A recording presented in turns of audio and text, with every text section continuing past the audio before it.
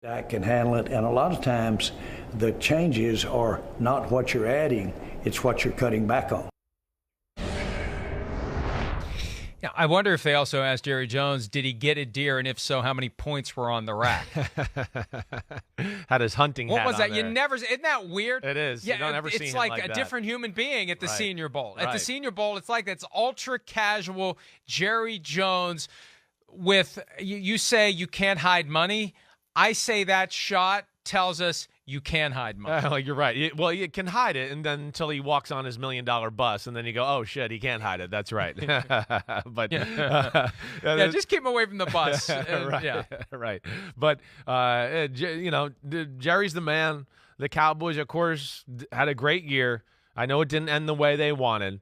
They got to be a little concerned, not with their offense, but also just, hey, wait, Dak Prescott played towards the end of the year. That's an issue as well. Kellen Moore, I don't know what happened there, but either way, Mike McCarthy, was an offensive play caller for a team that won the Super Bowl in Green Bay. I understand maybe not doing it at first. I think there was going to be a lot of spotlight and microscope on Mike McCarthy and his offense, let alone there was probably some language things that they were going, wait, Dak just got comfortable in this offense. Do we really want to change everything around? So now Mike McCarthy knows that language and now can put his own spin on things. But, yeah, I'm going to be interested to see how this plays out. Definitely. I mean, one of the things that we did not love about Green Bay towards the end of his tenure was the offense in Green Bay. You know me. That was when we first started to work together and all that. I was like, whoa, okay, yeah, Green Bay, Aaron Rodgers is going to throw slant flat again or double slant. Or they're going to just ask him to dance around and make magic and bail us out, right? So I want to see what this offense is going to look like under Mike McCarthy's leadership here and the creativity and things he might have added to this offense and over the last few years.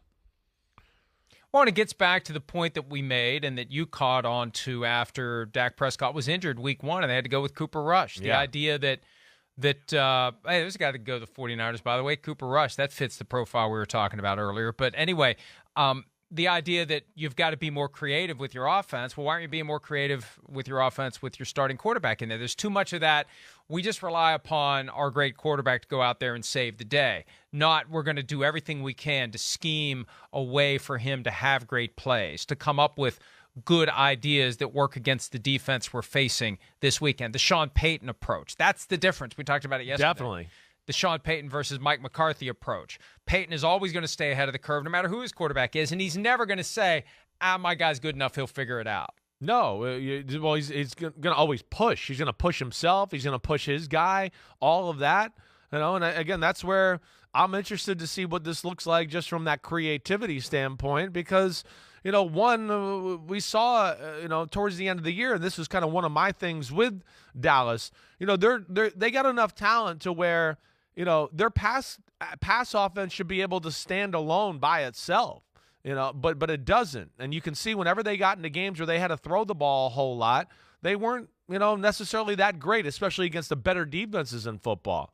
So that it was always based around their run game. And if their run game wasn't real successful, I just felt like they dropped back and pass and call plays. There was no plan of attack. Like we talk about, with the 49er game last week. There was very few plays where I went, wait, they have an understanding of what the 49ers are doing here, and they're attacking that. As compared to we saw other teams play the 49ers, the Chiefs, the Raiders, the Dolphins, where I'm going, whoa, they know exactly what they're attacking, right? McVay with the Rams in certain years, I know they were banged up, but they know exactly what they're attacking, and they're putting the 49ers in a bind. And the Cowboys with Kellen Moore and that, I just felt like we're just calling plays. We like this play. It's a good play. Okay, but Washington's defense is doing this. That's not a good play. And there just didn't seem to be an adjustment at the end of the year. So those are the things that I feel like that's where they're frustrated with the offense and why we've seen a lot of changes on their offensive staff. Couple of other quick notes as it relates to the Cowboys. Very, very briefly, just so everyone is paying attention to this.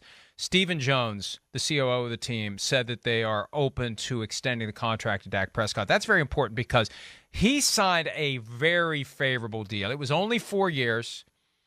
He had them over a barrel. He took full advantage of it. He didn't back off into a team-friendly deal. He's got a $49 million cap number for this year, and he's only under contract for 2 more seasons. They can't use the franchise tag the way this thing's structured. So he continues to hold all the cards. It'll be interesting to see how hard of a bargain he drives as that moves forward. And secondly, they're still interested in OBJ.